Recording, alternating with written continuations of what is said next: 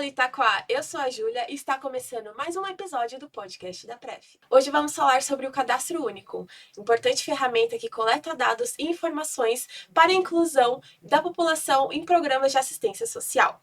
Para falar sobre esse assunto, convidamos o coordenador do Cadastro Único, o Felipe Camargo. Seja bem-vindo. Obrigado, Júlia, é um prazer estar aqui. Muito obrigado pelo convite. Bom, o primeiro ponto, assim, é para a gente entender como que funciona o Cadastro Único. Acho que as pessoas têm noção, mas não sabem muito a fundo, né, do que se trata. Certo. O Cadastro Único, nem você mesmo falou, é um banco de dados do governo federal que caracteriza e verifica a situação familiar de todas as pessoas que são cadastradas, né? O Cadastro Único, ele serve como uma porta de acesso para benefícios sociais, como Bolsa Família, Tarifa Social de Energia, Tarifa Social de Água e BPC, entre outros. Para a pessoa fazer esse procedimento, é importante sempre levar consigo os documentos originais de todos que moram na residência, RG, CPF, título de eleitor, carteira de trabalho, se possível. Mas estando com o RG e o CPF, já garante a questão de fazer o cadastramento sem nenhum problema.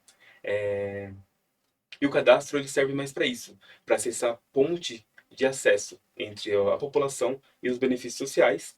E também ele serve quando a pessoa consegue ter a isenção, se a pessoa tiver o cadastro único e estiver dentro dos critérios da renda per capita. Ah, legal. E aí você falou sobre os serviços. Você consegue falar um pouquinho mais sobre cada um deles que são Sim. oferecidos? O Bolsa Família, ele tem uma renda per capita de até R$ 218. A renda per capita consegue garantir. Abaixo de R$ 218, a família fica dentro dos critérios para receber o Bolsa Família. Não quer dizer que automaticamente ela vai estar contemplada. Isso depende de uma análise do governo federal que acontece mensalmente. Todo mês o governo federal ele pega a base de dados do cadastro único e verifica se a família está dentro do critério, se não está, e se tem orçamento para fazer essa contemplação. Tendo o orçamento para fazer essa contemplação, o governo federal notifica a família via carta e após alguns dias chega o cartão na residência. Ou também ela pode estar verificando sempre a cada dia 10, a cada dia 11 do mês, ligando no 111 ou no 121 para verificar se foi contemplada. Se o governo tiver orçamento, há uma contemplação. E fora essa questão também do Bolsa Família, há também a questão do auxílio gás dos brasileiros, que também depende de uma análise do governo federal.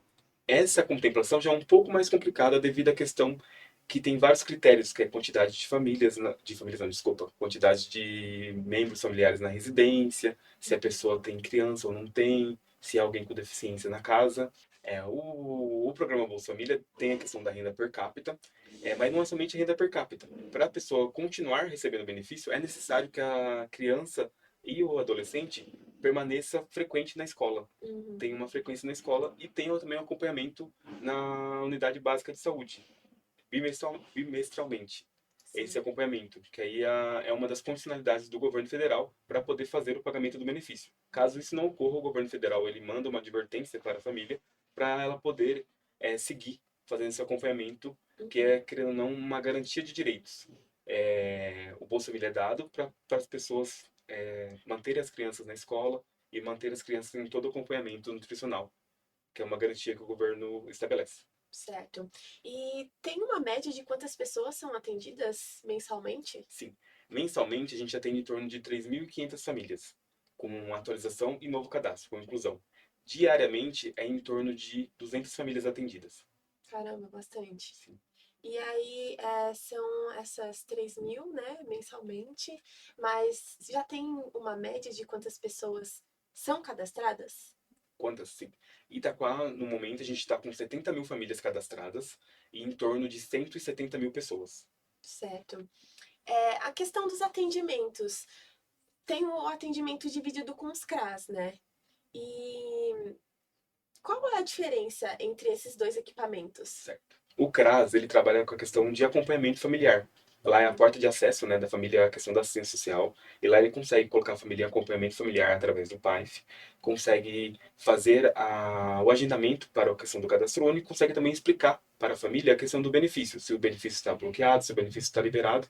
E lá também, o CRAS ele tem um mecanismo importante na questão de condicionalidades. Caso a família, vamos lá, houve uma questão de falta da criança na escola, e o governo federal comunicou à família, é necessário que a pessoa vá até o CRAS para fazer uma justificativa. Porque essa justificativa faz o governo ter ciência o que que aconteceu e faz o cadastro também trabalhar com a família para isso não ocorrer ou para entender o que está acontecendo na família. Uhum. E através da questão do PAIF, tem outros serviços também, que é o serviço de convivência e fortalecimento de vínculo de idoso e de criança, que consegue proporcionar essa interação entre a criança com a comunidade e os idosos com a comunidade. Ah, legal. Então anda lado a lado, né? Sim, Até porque são dois equipamentos de assistência social, né? Então acabam trabalhando juntos. E aí, o cadastro único, ele mudou de endereço, né?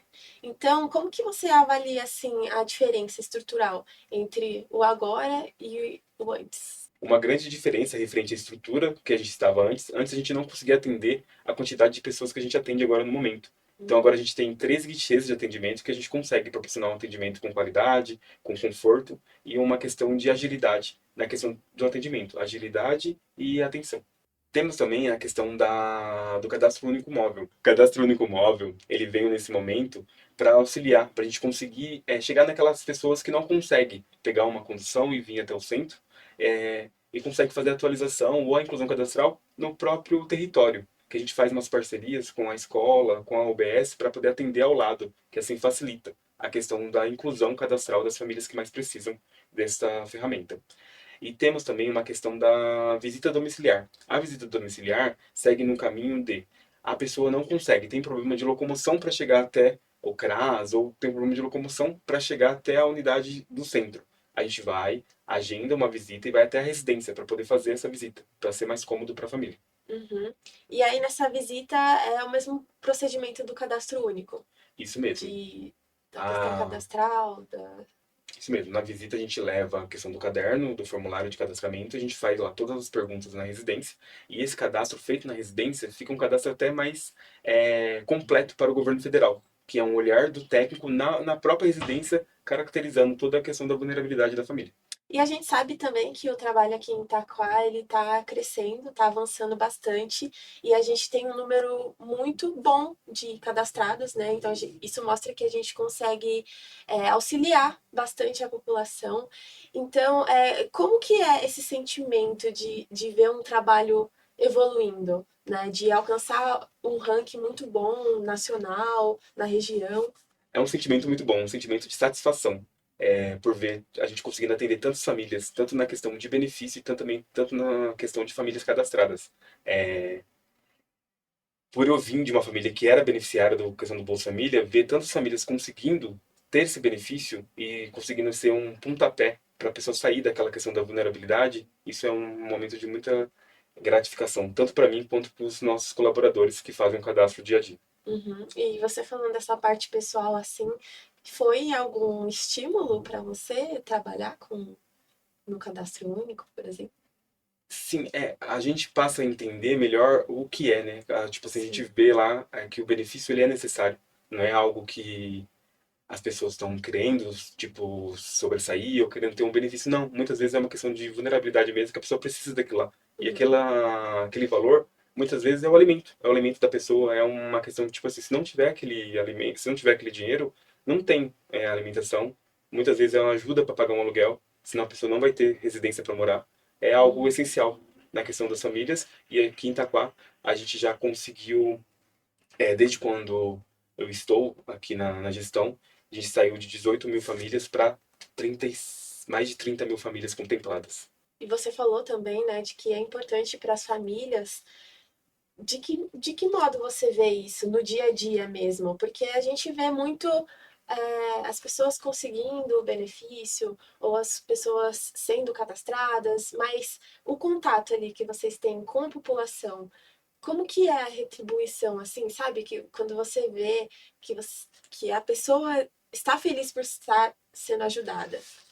Certo?